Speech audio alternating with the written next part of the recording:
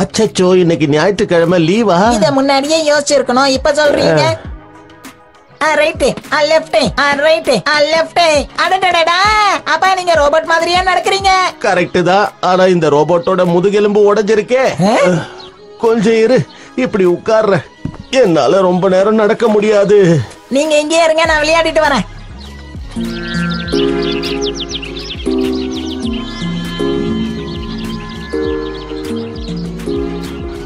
முதுகு வலியா? என்ன மன்னிச்சிருங்க தம்பி. பரவாயில்லங்க. நான் ரொம்ப நேரமா இங்கதான் உட்காந்துக்கிட்டு இருந்தேன். இப்பதான் உங்களை பார்த்தா அதான் வந்தேன். அப்ப சும்மாவே போரு. இன்னொரு போரா?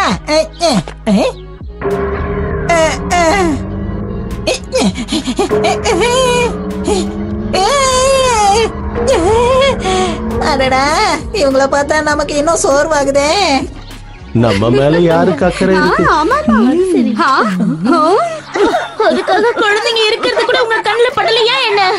எங்க கோபத்தை கிளப்பாதீங்க. இவங்க பேச்சாலே அவரை பயமுறுத்திட்டாங்க.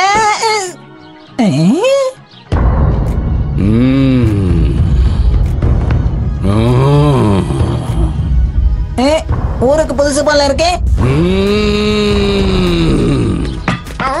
நாங்க இந்த இடத்துல விளையாட கிளம்புங்க. ஆமா, சீக்கிரம் போங்க. என்ன பண்ணிட்டு இருக்கீங்க? இது குழந்தைங்களுக்கான இடம்னு தெரியாதா? நான் இவ்வளவு சொல்லிட்டு இருக்கேன், இன்னமும் உட்கார்ந்துட்டு இருக்கீங்க. ஆமா, போங்க போங்க. நீங்க எல்லாரும் இங்க எதுக்காக உட்கார்ந்துட்டு இருக்கீங்க? இது செல்ல பிராணிகளுக்கான இடம். இனிமே உங்களுக்கு இந்த ஏரியால பார்த்தா அதுக்கப்புறம் உங்களை சும்மா விட மாட்டேன். மரியாதையா போயிடுங்க. போன்னு சொன்னேன்ல. எங்கேயாவது நிம்மதியா இருக்கலாம்னு நினைச்சு வந்தேன், அதுவும் நடக்கலையே. இவங்களுக்கெல்லாம் இறக்கமே காட்டக்கூடாது. நாம நினைச்சதை சாதிக்கணும். சரியா சொன்னீங்க.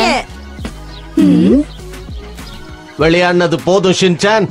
வா, இப்ப நாம வீட்டுக்கு போகலாம். சீக்கிரம் வா, இல்ல நம்மளையும் துரத்திடுவாங்க. ஓகே. இது பெரிய அநியாயம்.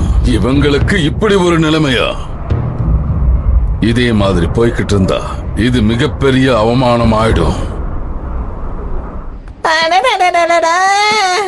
அப்ப உங்க கூட நடந்து வர்றது